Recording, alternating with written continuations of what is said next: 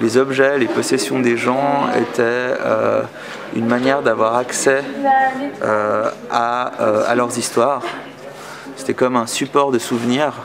Et donc, dans le fond, chaque personne va raconter une histoire à partir d'un chapeau ou parfois de papier d'identité, d'éléments assez concrets. Et c'est intéressant, ça joue vraiment comme une porte d'entrée du présent vers le passé, en fait. Le monument mémorial, donc, dont le plus connu est celui qui a été réalisé à Berlin, fin des années 90, 2000, 90-2000, et qui est le fameux mémorial en lien avec l'extermination des Juifs d'Europe. Ça, il s'agit de mémoire publique. Notre livre a eu beaucoup de succès en France.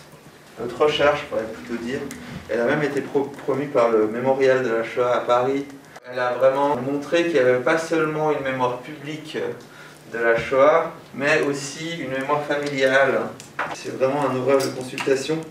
On peut entrer dans les souvenirs des personnes, par exemple Marlene et les chaussures de Hensel, son père.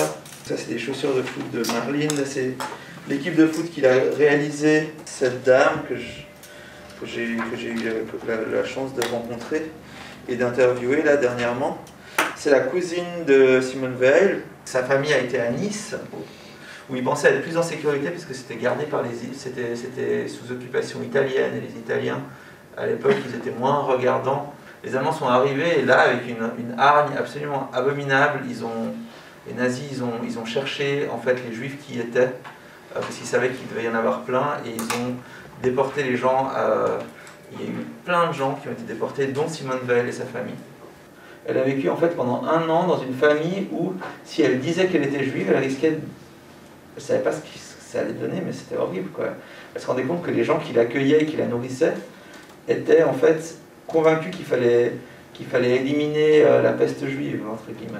Il y a des descendants de survivants, et il y a des personnes qui étaient enfants pendant la guerre, et donc qui ont vécu la guerre avec des souvenirs d'enfants.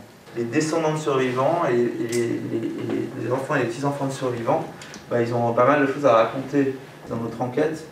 On a travaillé avec 40 personnes et on a montré que, et pas mal d'entre eux c'était des 2e et 3e génération, non pas des enfants cachés.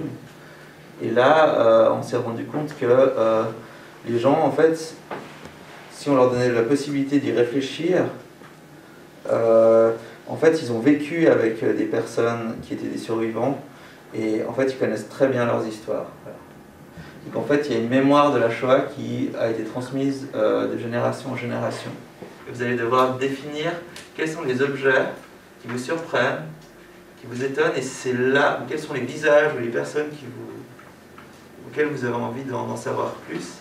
Et vous allez noter juste quelques informations déjà sur les personnes, leur date de naissance et les objets et certains éléments de leur histoire.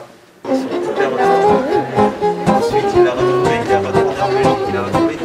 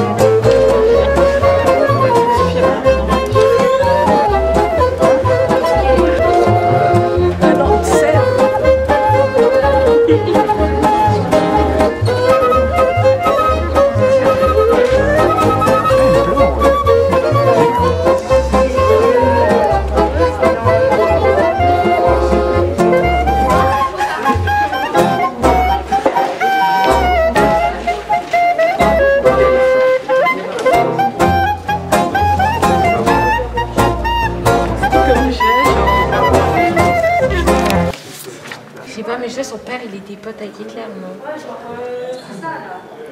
Attends. Ah non, sa marraine. Ministre, attends. Monsieur, filmez l'histoire de cet homme, elle est incroyable. le plus grand courageux de l'Allemagne en fait.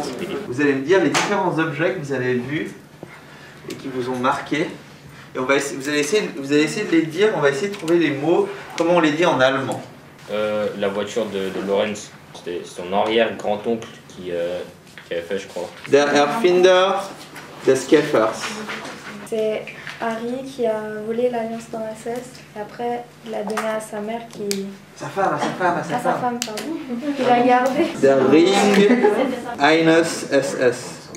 Il y a Paul S, la photo de sa femme qu'il a gardée pendant qu'il était... de sa copine, mais qui s'est mariée après. Une photo. La bague de Jacqueline. Jacqueline's Ring. Moi je dis la partition de piano de Jenny. Jenny's Partitur für Klavier. Ça c'est très beau. Moi j'avais l'illustration de Jean-Michel. La peinture. Ouais, la peinture. Comment on dit peinture en allemand? Das Gemälde. De la poupée de Gloris. Moi j'ai des témoignages en fait. Témoignage. J'ai un témoignage de Henri qui est touchant car il ne connaîtra jamais, je cite, l'enfance qu'on lui a volée. Die gestohlene Kindheit.